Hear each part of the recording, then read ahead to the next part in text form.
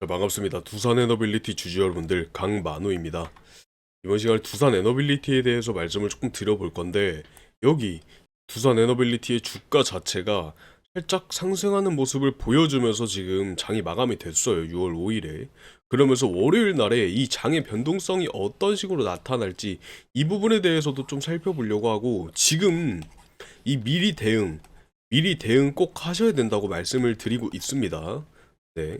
월요일 날에 이 변동성이 나타날 때 우리가 미리 우선적으로 대응을 해놔야 이 변동성에 대해서도 추가적인 수익을 확보하실 수가 있고, 어떤 식으로 저점 매수, 고점 매도를 통해서 물량을 모아나갈 수 있는지 이 부분에 대해서도 자세하게 다뤄드려 보도록 하겠습니다. 먼저 월요일에 이런 변동성이 나타날 만한 요인들이 뭐가 있냐, 이 부분에 대해서 조금 말씀을 드려보면, 주말 사이에 이런 기사가 하나 떴습니다. 기사부터 한번 보고 넘어가겠습니다. 두산 에너빌리티 남동발전과 수소전소 터빈 활성화를 추진하고 있다라는 기사고, 이 사업 추진과 운영 이쪽에 대해서 두산 최신 사양 수소 터빈을 개발하고 공급, 그리고 사업 기획부터 공동으로 참여한 남동발전 청정 수소 생태계 조성에 기여를 했다라는 건데, 두산 에너빌리티의 사업망 자체들이 풍력부터 뭐 가스 터빈, 그리고 SMR 이런 쪽으로도 하고 있는데, 지금 수소 전소 터빈, 네, 여기 부분도 지금 수소 전소로 진행을 하고 있다라고 봐주시면 되는데, 이 SMR 같은 경우는 뭐예요? 지금 글로벌 시장으로, 글로벌 시장으로 진출을 노리고 있고, 지금 심지어 체코 26조 원 정도의 계약도 따내면서 이렇게 전성기를 맞이할 준비들을 하고 있는 모습도 보여주고, 이쪽 풍력 발전으로도 굉장하게, 네, 저번 기사에서 말씀드렸었죠. 풍력 발전도 어마무시한 풍력 발전도 사업을 진행 중에 있고, 지금 이 말씀드린 이 가스터빈 국내 시장에서도 굉장하게 지금 그 시험 성공 성과도 이뤄내면서 진행을 해주고 있는 모습이고, 여기랑 더불어서 수소 전소 터빈까지도 활성화를 추진을 하고 있다. 이 기사 내용 조금 더 살펴보시면, 이 탄소 중립 실현을 위해서 이렇게 수소까지, 네, 탄소 중립을 위해서 수소 전소 터빈을 활성화하려고 하는 모습을 보여준다라고 보시면 되고, 이 경남 지역 경제 활성화를 목표로 하고 있죠. 네. 경남 지역에 할 생각이고, 이 수소 터빈 자체를 이용해서 탄소 중립, 그러면서 가져갈 수 있는 게 뭐다? 이 무탄소 전력 공급을 검토 중이다 라고 하고 있습니다. 왜냐면 가스 터빈 자체에서 그 연료 들어가는 게 탄소들이 배출이 되는 연료인데, 이거를 수소로 함으로써 이렇게 친환경까지 생각을 해 주겠다라고 이해를 해 주시면 되겠죠.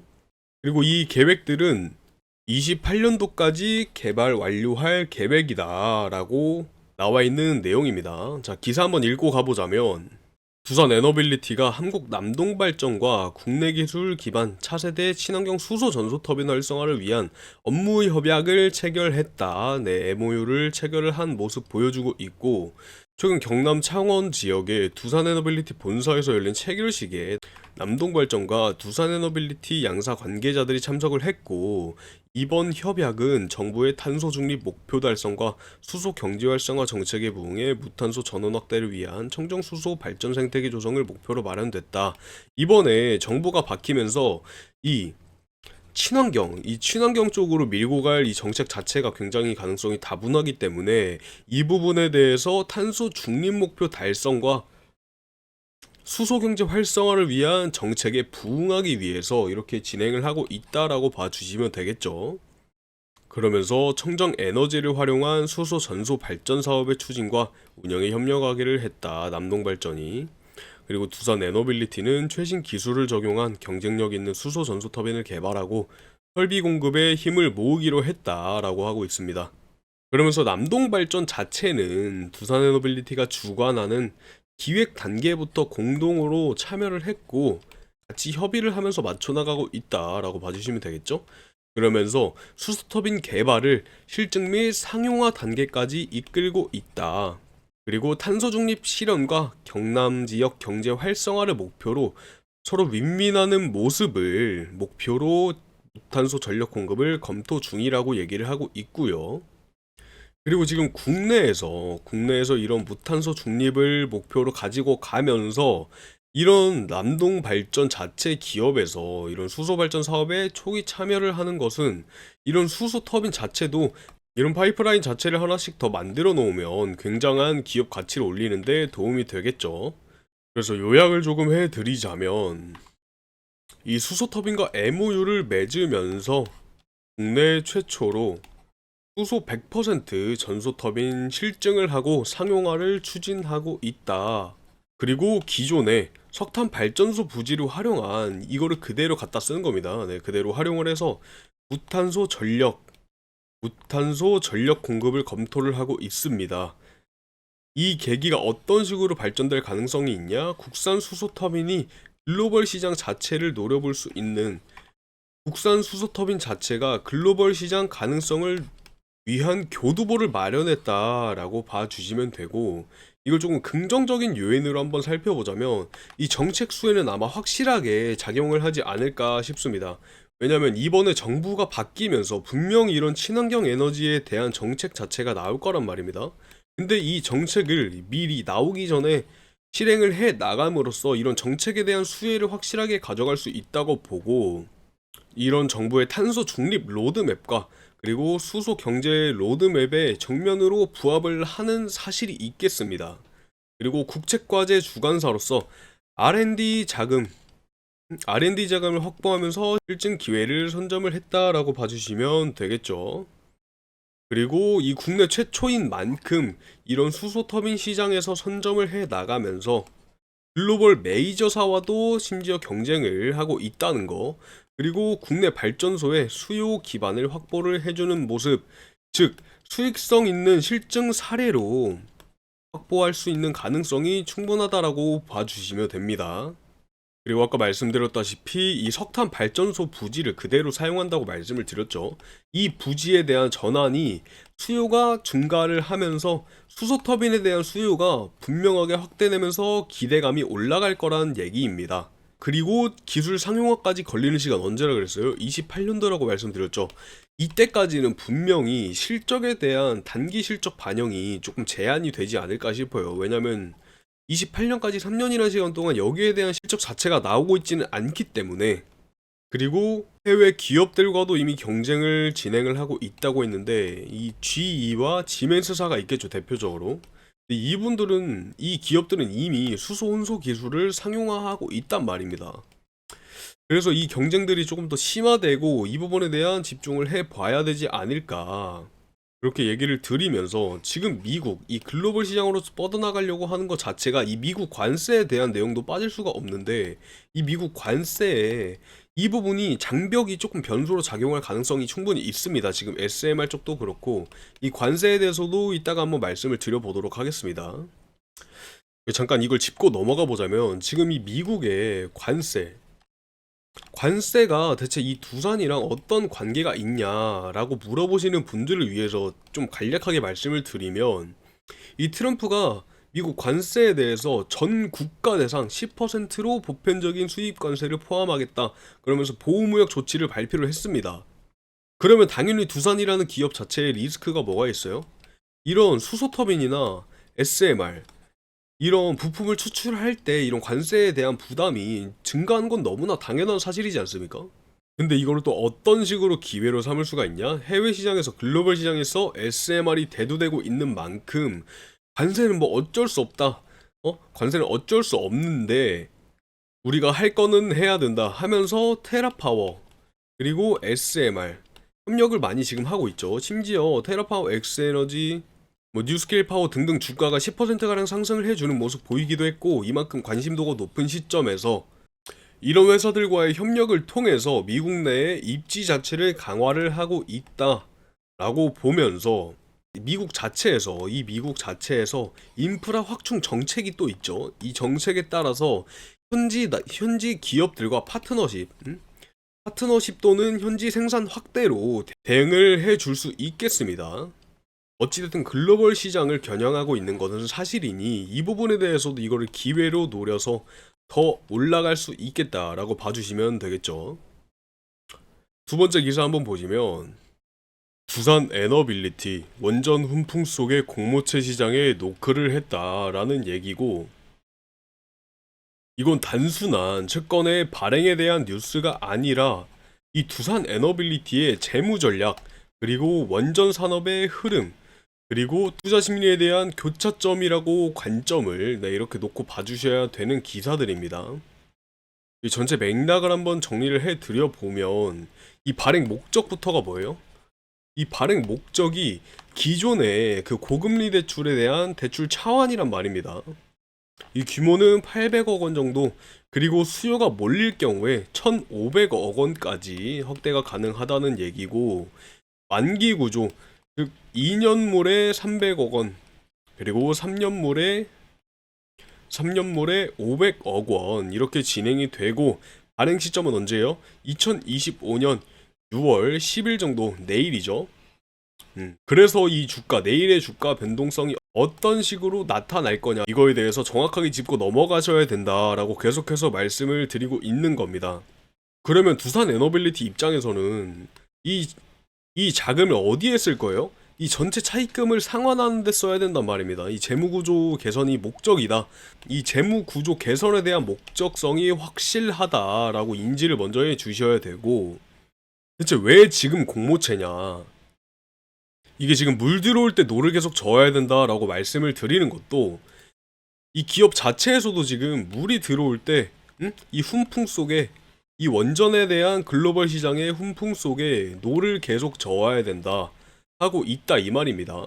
여기에 뭐가 있어요? 뭐 체코 원전 수주, 여기에 두산이 주기기 공급사로 참여를 하면서 시장에 대한 신뢰를 회복하고 EDF의 소송이 기각이 되고 계약이 확정되면서 이 신뢰감이, 투자자들의 신뢰감 자체가 급상승하고 있다 이 말씀입니다. 그러면서 이 훈풍 속의 공모체에 대한 시장까지도 노크를 하고 있다라는 얘기가 되고, 이 재무 전략을 한번 보자면 이 과거에는 사모체 중심이었어요. 예. 사모체 중심에 조달을 했었는데 이게 어떻게 됐다? 지금 공모체로 바뀌고 있다. 공모체로 전환을 하고 있다. 이유는 금리 하락기에 진입을 했기 때문에 이 부분에 대해서 사모체보다 공모체 금리가 훨씬 유리하다.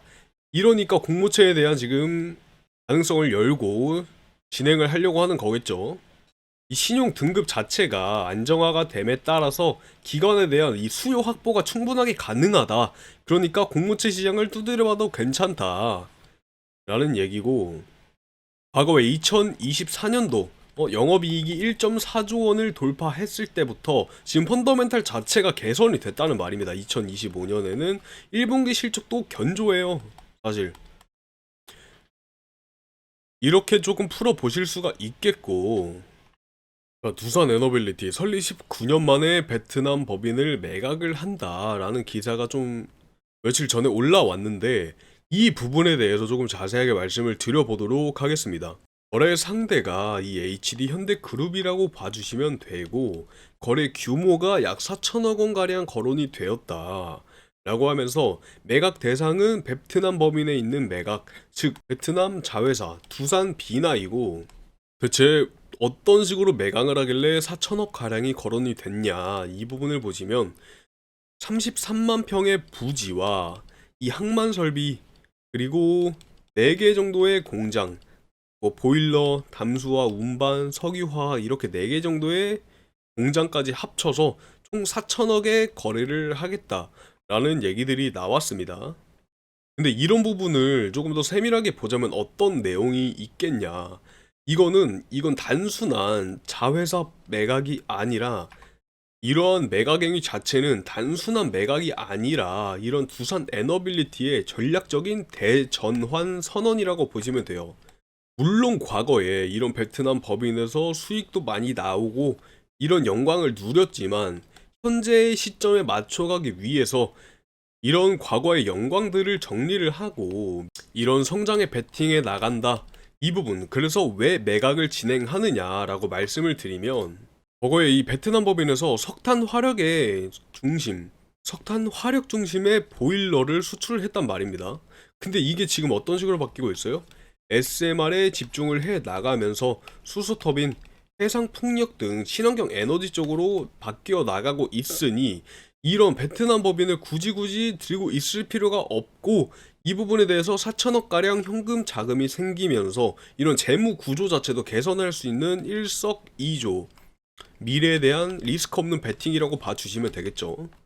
즉 두산 비나는 과거에 이 석탄 화력 발전소 수주할 당시부터 보일러나 터빈 등 주기기를 일괄 공급하면서 이 수익을 창출을 했단 말입니다. 근데 이 수익들이 점점 글로벌 시장에서 탈석탄 흐름으로 수요가 급감하고 있으니 이거를 끌고 가지 말고 이 보일러 중심의 생산기지 자체를 정리를 해버리면서 미래형 에너지를 위해서 집중을 해보자. 그렇기 때문에 이런 재원 확보와 조직에 대한 슬림화라고 봐주시면 되겠다 이 말이겠죠. 이런 슬림화, 온전히 집중을 할 수 있다.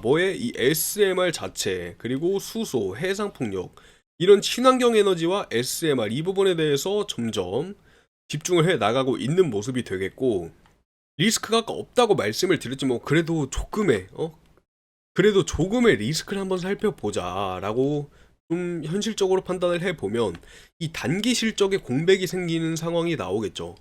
이 두산비나 기업을 매각을 하지만 분명히 매출적으로는 감소가 있을 거란 말입니다. 그리고 이러한 행동들 자체가 한 박자 빠른 이런 미래를 위한 투자라고 봐주시면 되겠지만, 아직은 이런 기술 전환 자체에 대한 리스크는 존재하는 단계입니다. 왜냐면 이 SMR이나 수소터빈은 아직 상용화 초기 단계예요. 그래서 당장에 이 회사를 매각을 하고 이 자금으로 굴려 나가면서 이 부분 SMR과 수소를 밀고 나가기에는 아직은 너무나도 상용화 초기 단계이기 때문에 이 흐름이 어떤 식으로 이어나가는지 이 부분도 저희가 정확하게 집중을 하셔야 된다 라고 생각을 해주시면 되겠습니다. 그리고 기사를 좀 정확하게 읽어보시면 두산에너빌리티가 베트남 자회사인 두산비나를 설립한 지 19년 만에 매각을 했다. 현재 HD 현대그룹과 협상을 진행 중인 것으로 확인이 됐고, 두 그룹 간의 거래는 4년 만이다. 그러면서 예상 거래가는 약 4천억 원 정도가 거론이 됐고, 두산비나는 2006년에 19년 전인 2006년에 두산에너빌리티의 전신인 두산중공업이 당시 관계사였던 두산 메카텍과 함께 합작해 세운 회사다. 회사의 배경이 되겠고, 베트남 정부의 승인을 받아 3억 달러를 투자해 설립을 했다. 그리고 2010년 두산 메카텍이 두산건설의 흡수합병이 되고 2020년 두산건설이 두산비나 보유 지분을 두산에너빌리티에 모두 넘기면서 두산에너빌리티의 완전 자회사가 됐다. 그리고 사업 포트폴리오 재편의 일환으로 두산비나 매각을 추진을 하고 있고, 차세대 원전으로 주목받는 SMR과 가스터빈, 해상풍력, 수소 등 이런 핵심 에너지 사업에 투자할 재원을 마련하기 위해 자금을 확보를 하려고 이런 해외 자산의 일부를 정리하려고 있다.